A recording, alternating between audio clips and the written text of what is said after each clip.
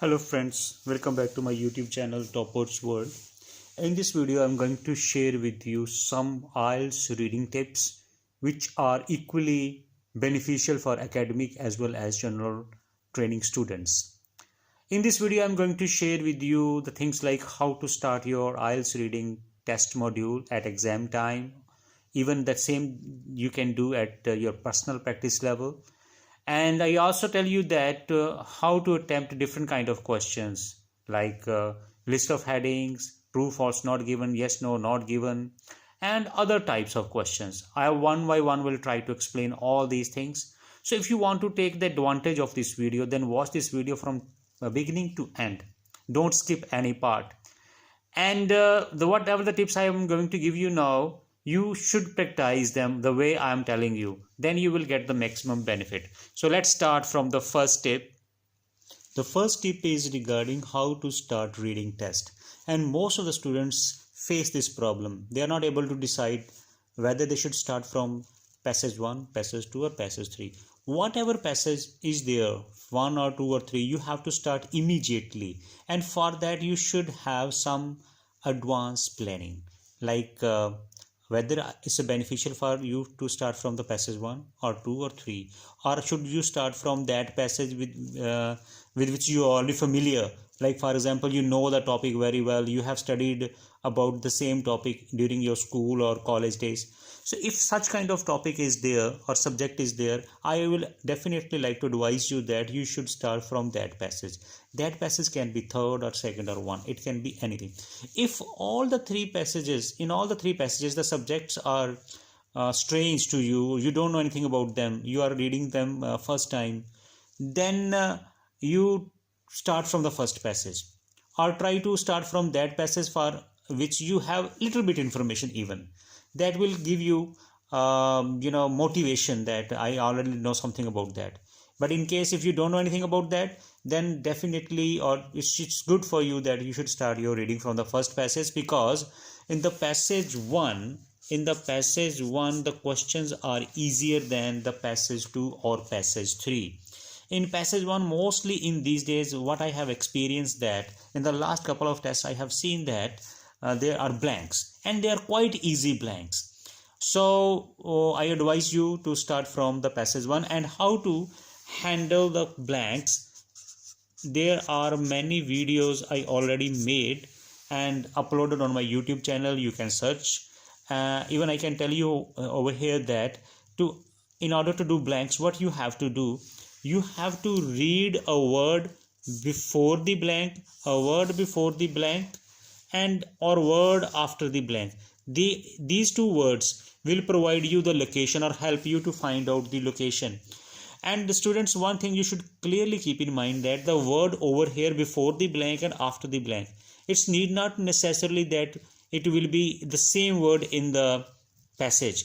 In these, what is happening there, the words over here are in meaning same that is given in the passage, that you have to apply over here the skill of paraphrasing, or there will be any what we can say synonym or any kind of parallel word that fits best with this word. For example, suppose here the word is written great, so in the passage there might be word like well known, well respected, famous. So these are certain hints.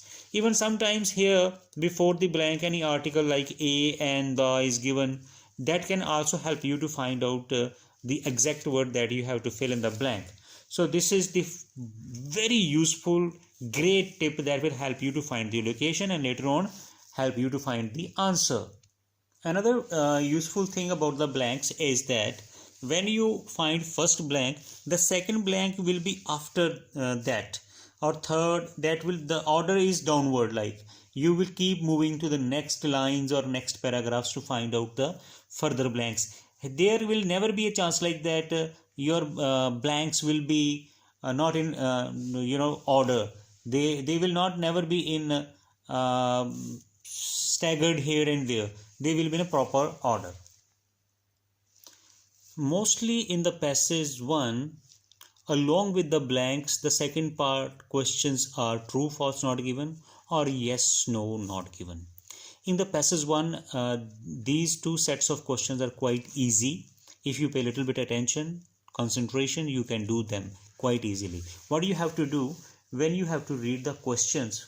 First of all, read the questions. I will advise you here that you should read 1, 2 or 3 questions simultaneously at a time, and try to find the answer of the first question. When you're not able to find the answer of the first question, and you get the answer of second question before the first question, it means that first question is not given.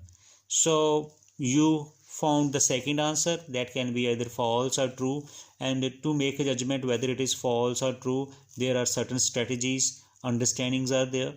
If the statement clearly matches with the content with the paragraph, all the subject, verb and object clearly matches, it's a true.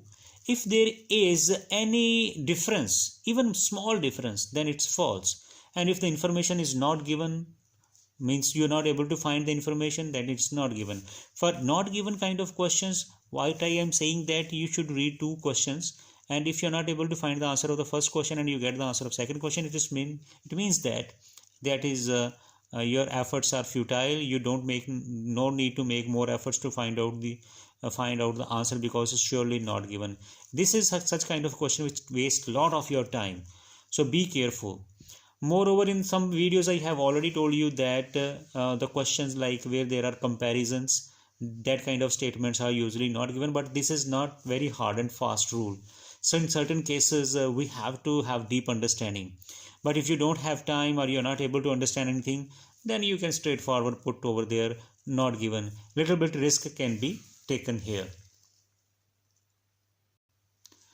List of headings, they are my favorite, because in list of headings what you need, you should have more than average English. If you are bit good in English, you can easily identify which heading mostly suit to which paragraph.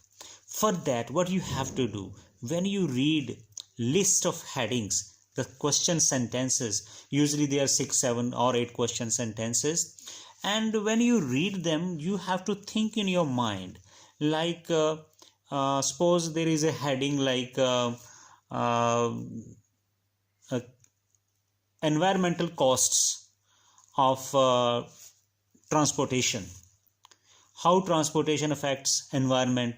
So something like that, there will be pollution related talks, global warming related talks, or something that is related to our ecological system and how it is being affected by the transportation. Or the heading like industrial revolution first take place. So in that paragraph you will find the years when the industrial revolution started. So what you have to do, that you have to do some brainstorming and thinking like that. If this heading is there, then what kind of information there will be in the paragraph for which this heading can be matched. So list of headings or question sentences are very important here, that you have to read first. 4 or 5 question sentences you should read first, think about them, and then start scanning your paragraphs. You have to first scan, and when you find some information that is related to heading, then you should be slow, be attentive, and try to understand whether it is related to heading or just a trap. Here you need some practice, and usually the list of headings can be done by reading the paragraphs 4 or 5 lines. First 4 or 5 lines you can get the idea, or in the last 2-3 lines. In between you just have to scan. You need not to read the full paragraph, just 2 or 3 lines. If the paragraph is bigger, then 4 or 5 lines are, and last line. If the paragraph is smaller, then just first line or second line. Sometimes you can find the idea or symbol in the first 2-3 words, but that is, you need a lot of practice here. Next important type of question is, there are name of scientists, authors or researchers, and we have to match them with their findings. So again, there are some sentences like findings and a list of scientists or researchers given, and we have to match them. So easiest way is that whatever the names are given, they are called proper names and proper nouns, and read first proper noun. If is the name of any scientist, like for example Adam Smith, then you should go to the passage and quickly scan where is the Adam Smith. And when you read that scientist or writer's name, then read 2-3 sentences before that name and after that name. You will get the proper idea what he said or what he found or what kind of research he has done. Then come to the list of findings and try to match. In this way you can do that, and this is the easiest one. Here your trick or tip is that you have to find the name of the scientist and after that his findings. Next type is which paragraph contains the given information. Again, there are some information sentences are given just like as a list of headings, but here it is different than list of headings. In the list of headings you have to find out the suitable heading. Here you have to find out that which paragraph contains the given information. So in this case, paragraphs are more in number than the given information. So some paragraphs are just dummy paragraphs just to waste your time, to divert your attention or trap your attention. So you have to be careful. What do you need to do? For example, in the this kind of question often comes in passage 2, and 3 or 4 questions are there, and list of so paragraphs are 7 or 8. So what you need to do, the first of 3-4 paragraphs or 5 paragraphs, I think 4 paragraphs are enough, which will be having that information sentences. So what do you need to that? You have to focus your attention on first 4 or 5 paragraphs only. You need not to go for 7, 8, 9, 10. They will not be having anything with the question. So read the information sentence, then quickly scan the first paragraph. If you will be able to find in the first, then okay, it's not, then go to the second. But do these things quickly by scanning, by having 4 or 5 words in one glance. Then you will be able to do that. And again, there will be not exactly the same words, synonyms or parallel wording or paraphrasing can be there. So be careful, be attentive, but this is quite easier as compared to list of headings. MCQs. If the MCQs are in the passage number 1, then they are easy. You should do them by read the question sentence. Don't read the options yet. After reading the question, move to the paragraph, trying to find out the location. When you find the location, then read it slowly with attention. Then whatever the information you grab from there, then try to match them with the options given in the question. And if you find that your information matches with option B or C, whatever, that is your answer. But here one thing that you have to keep in mind, you have to save your time. So if options are very big, like lengthy sentences, so surely it will waste your time. So don't attempt them first. First attempt other type of questions, then attempt MCQs in the same passage. Because at that time when you will reach to the MCQs, you will already have a lot of information about that subject matter. So it will become easier for you. Suppose if the MCQs are in the passage 3, then I would like to suggest you that you should do them in the end of the test. Reason being that whatever the time you will have at that time, 4 or 5 minutes if you have, then you can make a guess, or if you're not able to make any guess, then write whatever you think the fit, because the passage number 3 having MCQs which are very difficult. If you're aspiring for 6 band or 6.5 band, then I would advise you that you should focus more on other kind of questions and just do MCQs by making some blind guess. But on the other hand, if you have a desire to get 7.5 or 8, then you have to do these questions by making a lot of efforts. And again, I suggest that read the question statement, do not read the option. After reading the MCQ question, then find the location, find the answer, whatever you think fit. The first answer, the first idea that you get in your mind, that is 99% accurate. After that, when you go for rechecking and matching with options and rechecking, you waste a lot of time, and in the further subsequent attempts you make wrong decision. So first intuition of the mind is always 100% correct.